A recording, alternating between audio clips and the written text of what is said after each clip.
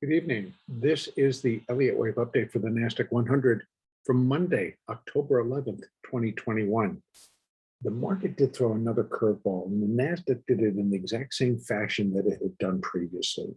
And let me dive right in to explain what that is. First thing I'm going to do is I'm going to take a look at this at a little bit larger scale. So I just opened up the hourly chart a little bit. And this still remains the high at 15,003. I'm still considering it the high of the ABC structure that began at 14,367. So 14,367, 368 is where this minor wave 2 began. I still find the conclusion or the completing point at 15,003. From that level, we began to count a minor third wave down. And as I'm explaining tonight, this is, we're going to now walk it up and down the degrees that are now taking place.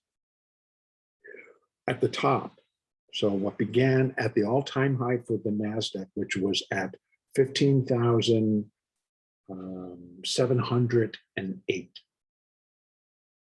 So from that level, we began an intermediate degree, what I'm initially counting as a 5-wave decline. It may end up being an ABC, which still, but it's a corrective wave. And we're beginning on our intermediate degree level to form a primary degree and so on. But back to what's happening.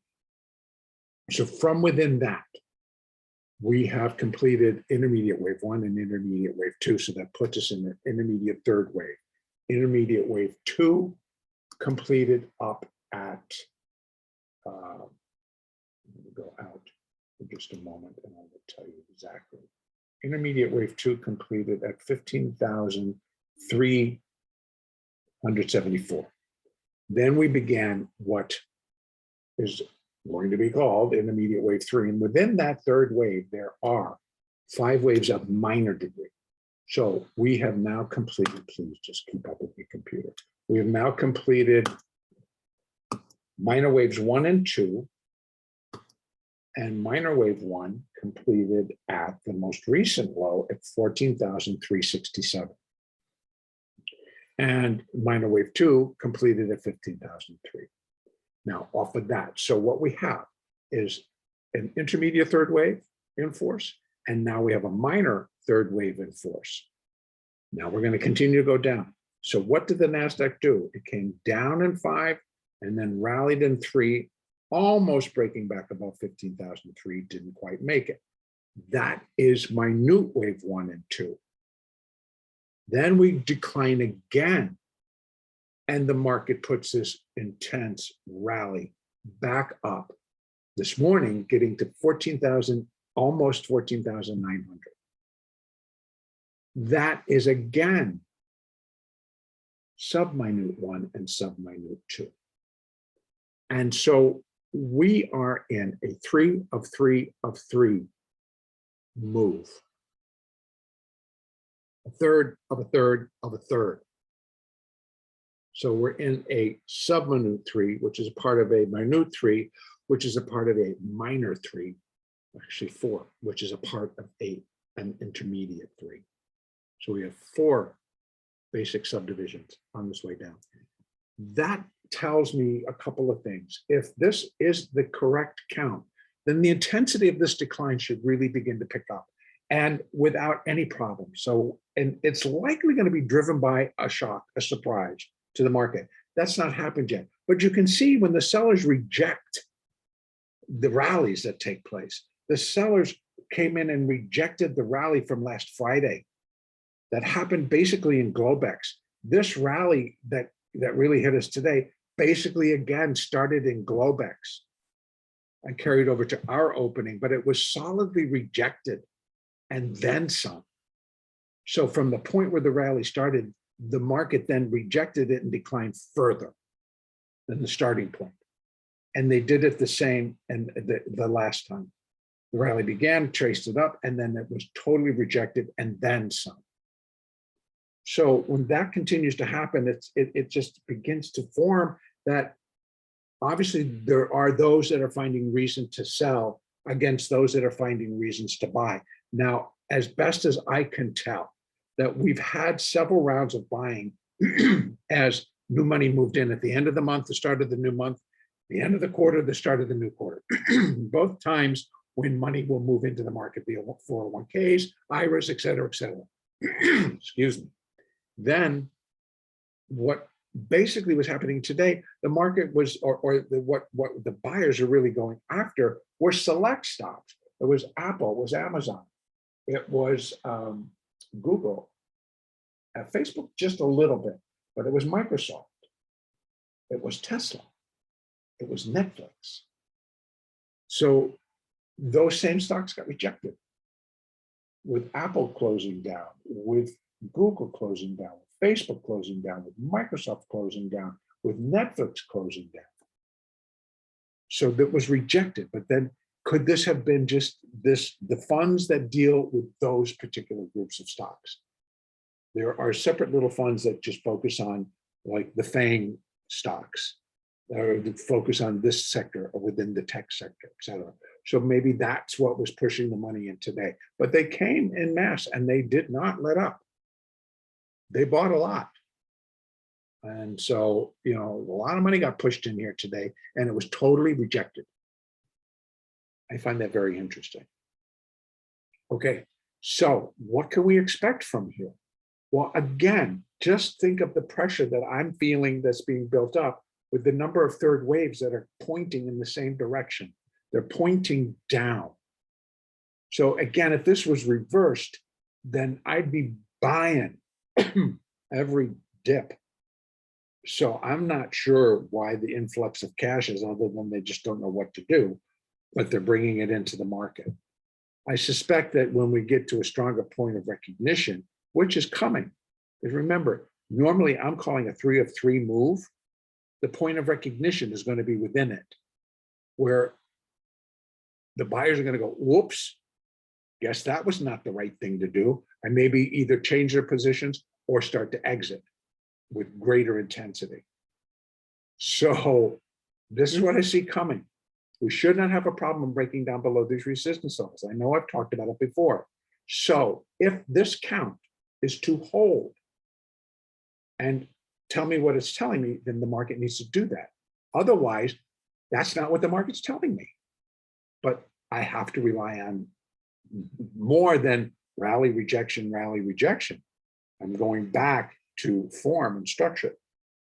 If we turn from here and they come in again and buy it back up towards 14,900, then I really will then believe that it's still a minor wave 2 correction. But what we've only done is the first ABC up that we're labeling as the completion point of minor 2 is only wave A. And that this decline in here is somehow going to work out to be an ABC down and be labeled as a B wave. And then we have a C wave up. So it's a larger ABC to form minor wave 2. If the market were to stop and begin to rally like it did today, but not get rejected, just keep going, that's probably what it's going to be. Otherwise, buyers should be met with stronger resistance to sell and have just like a grateful hand of thank you as they push through all the buy orders. So that's what I think about support. It should push through the support. It should not have a problem getting down to that low at 14,373, but I got another one at 68.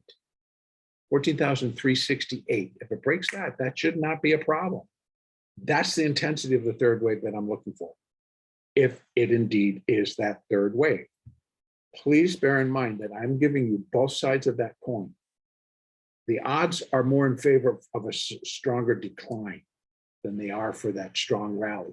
But in the form of a B wave, if it rallies, it would be very, very fitting. Because again, what have I said? All along, B waves can be deceptive. B waves can be deceiving in the direction. And just like a fool's parade, Everybody roars back in, got to have it, and then boom, that's over, and it collapses in this case. So we need to just now play along and see what they want to do. But if we come in and we're dropping, your moving averages are all going to point in that direction. Now, on an hourly basis, it broke the 50 on the way, broke the 50, the 20 on the way up.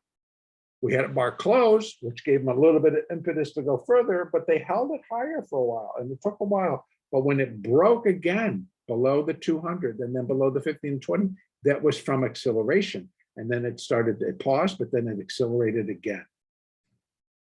So we've now retaken the downside, so to speak. Let me take a peek at the daily here to see what that situation looks like as far as moving averages. See, each time it came up, hit the 20, failed. Came up, broke above the 20, did not close, failed. The 50 has never been, it's been sort of in play, but not really. This didn't even make it to the 20. So the weakness in the market, the daily continues to hold to it. And that just leads me to believe this is where we're going versus this is where we're going. Stranger things have happened. I know. So we have to be open. We have to be accepting. Because to be honest with you, this bar on an hourly chart was extremely bullish. And to fight it cost you a lot of money. To go with it, whether you agreed with it or whether you didn't, that makes no difference here. You could have been as bearish as you wanted to be. To sit it out was an opportunity to, and you left a lot of money on the table, or to sit short, you left even more money on the table because you could have made everything you waited to get. So that's why I always say, please, and I'm preaching to my own choir, so don't get me wrong. This is not an easy thing to do. If you're expecting strong downside, and in reverse, you're getting strong buying, your brain's saying, you don't want to buy that. You're expecting the other thing to happen. Why would you buy that? But you really have to get past that so that you can trade what's in front of you. We still got the second part. That was rejected, but there's no reason why you should sit on the sidelines as they break through the moving averages, which tell you there's more to come. So go participate. And then when it shows you the sell is real and they're coming in and they're reversing that little daily trend, and now the trend is down, well, sure, play it, please, and make even more. So that's the type of volatile trading that we as day traders actually really want.